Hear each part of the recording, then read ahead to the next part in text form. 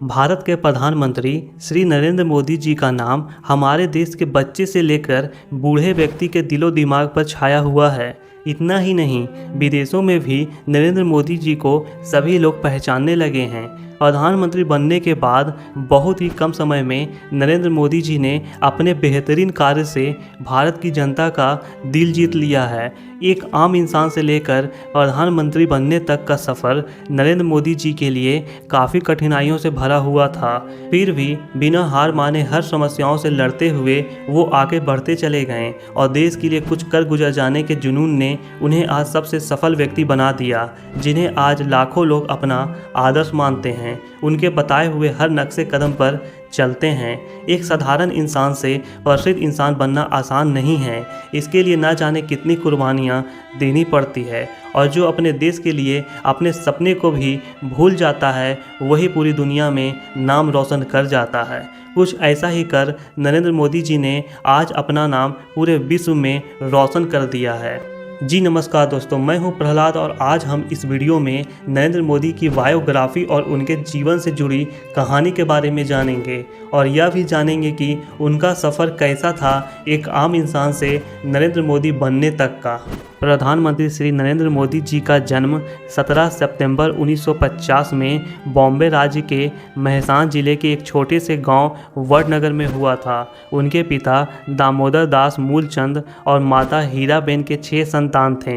उनमें से तीसरे संतान नरेंद्र मोदी जी हैं। आपको बता दें कि उनका परिवार बहुत ही गरीब था। उनके पिता सड़क पर चाय बेचा करते थे और अपने पिता का हेल्प करने के लिए नरेंद्र मोदी छोटी सी ही उम्र में उनका हाथ बटाया करते थे।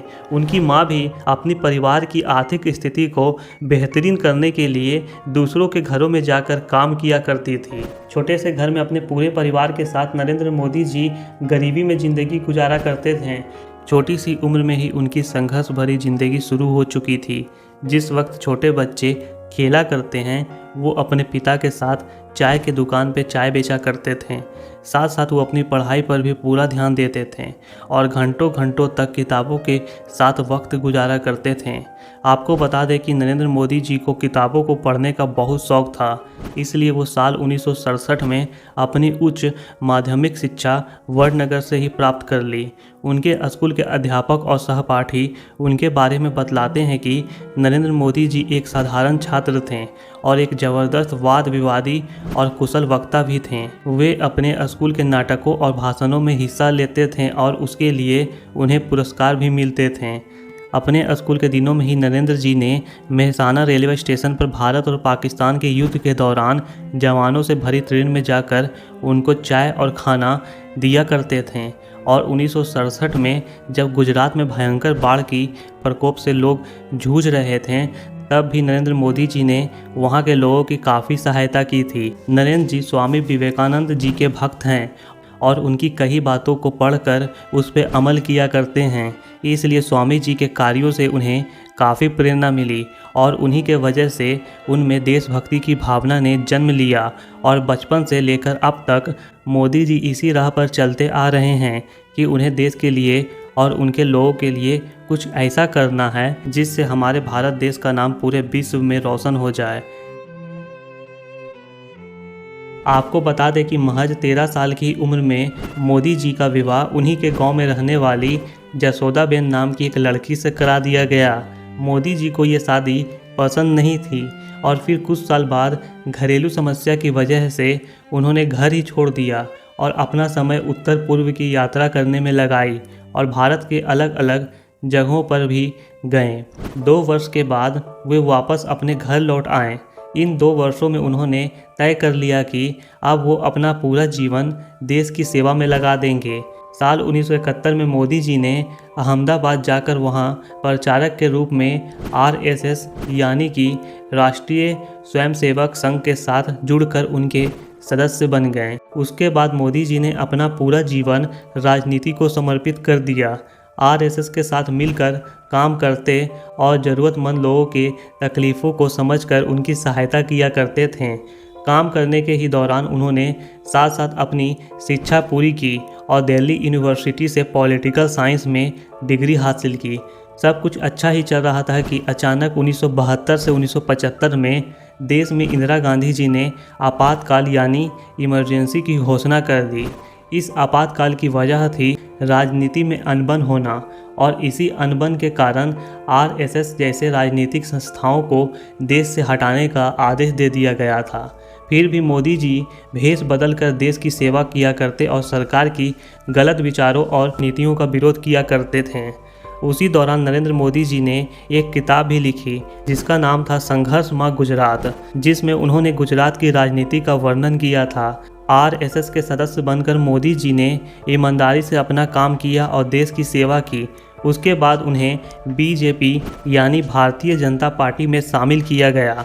उनके योगदान से बीजेपी को गुजरात चुनाव में काफ़ी सहयोग मिला और उनके अद्भुत कार्य की वजह से बीजेपी में उनका कद बढ़ता गया। फिर साल 2001 में गुजरात के मुख्यमंत्री केशुभाई पटेल की तबीयत अचानक बिगड़ने लगी, जिससे बीजेपी को आने वाले चुनाव के लिए भारी कीमत चुकानी पड़ी थी। उसके बाद जब गुजरात में भयंकर भूकंप आया तो पूरे गुजरात में भारी कहर सा टूट पड़ा।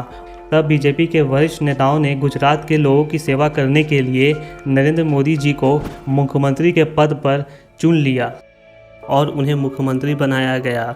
मोदी जी ने समझदारी और कुशलता से भूकंप राहत कार्य संभाला और महज 2 साल में गुजरात को भारत का सबसे बेहतरीन राज्य बना दिया।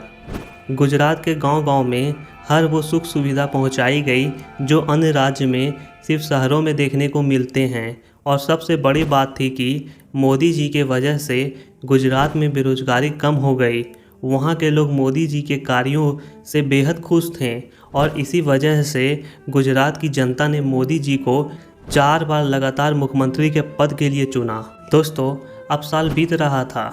साल आया 2013 महीना जून का, जब लोकसभा चुनाव में बीजेपी की ओर से नरेंद्र मोदी जी को प्रधानमंत्री का उम्मीदवार घोषित किया गया। मोदी जी ने हर गांव में, हर शहर में जाकर रैलियां की और अपनी मन की बात आम जनता के सामने रखी। उनके प्रेरणादायक भाषण को सुनने के लिए उस टाइम अनगिनत लोगों की भीड़ जमा हो जाया करती थी, क्योंकि उनके देशभक्ति विचारों और नामुमकिन कार्यों को मुमकिन कर दिखाने की क्षमता को देखकर भारत की जनता ने नरेंद्र मोदी जी को अपना 14वां प्रधानमंत्री के रूप में चुन लिया। देश के प्रधानमंत्री घोषित किए जाने के दिन से ही मोदी जी ने अपना सारा समय देश की प्रगति की ओर लगा दिया। आपको बता दें कि मोदी जी ने बहुत सारे विदेशी यात्राएं की, वहां के राष्ट्रपति और प्रधानमंत्रियों से मिलकर देश की प्रगति के बारे में बातचीत भी किए और भारत के साथ विदेशों का रिश्ता मजबूत बनाया। आपको बता दें कि भारत में साथ ही साथ नए नए और बहुत सारी योजनाओं का स्थापना भी किया गया, जैसे कि स्वच्छ भारत अभियान यानी मेक इन इंडिया, प्रधानमंत्री जन धन योजना और ऐसे ही बहुत से योजनाएं लाए गए, जिससे देश भर के लोगों में काफ़ी बदलाव देखने को मिला और इन्हीं योजनाओं की वजह से आज भारत में काफ़ी विकास हो रहा है। साल 2016 में चल रहे भ्रष्टाचार के खिलाफ लड़ने के लिए मोदी जी ने बहुत ही सख्त कदम उठाया और भारत के इतिहास में पहली बार 500 और 1000 के नोटों को बंद कर दिया। इससे आम जनता को परेशानी तो हुई, लेकिन उसके साथ ही साथ देश में छुपा हुआ काला धन सामने आने लगा। ऐसा करके मोदी जी ने सबके दिलों में राज करने लगे और बड़े बड़े भ्रष्टाचारी नेताओं और बिजनेसमैन आदि के पास बहुत सारे ब्लैक मनी निकले, जिससे यह पता चला कि आज भी भारत के पास कितने पैसे हैं। दोस्तों, आपको बता दें कि प्रधानमंत्री नरेंद्र मोदी जी ने अब तक एक भी छुट्टी नहीं लिया और बिना थके और रुके हुए दिन में 18 घंटा काम करते हैं। अपने कामों के साथ साथ मोदी जी अपनी सेहत का भी पूरा ध्यान रखते हैं और प्रतिदिन योगा किया करते हैं। आज भले ही नरेंद्र मोदी जी की उम्र 71 वर्ष की हो चुकी है, लेकिन आज भी वो हम सभी युवा से कम नहीं हैं। इसी के साथ मैं आज यह वीडियो यहाँ ही ख़त्म करता हूँ। आई होप कि आपको इस वीडियो से काफ़ी कुछ सीखने को मिला होगा। ऐसे ही वीडियो देखने के लिए आप हमारे चैनल को सब्सक्राइब कर लें और साथ ही साथ वीडियो को लाइक और शेयर करना अपने दोस्तों के साथ बिल्कुल ना भूलें।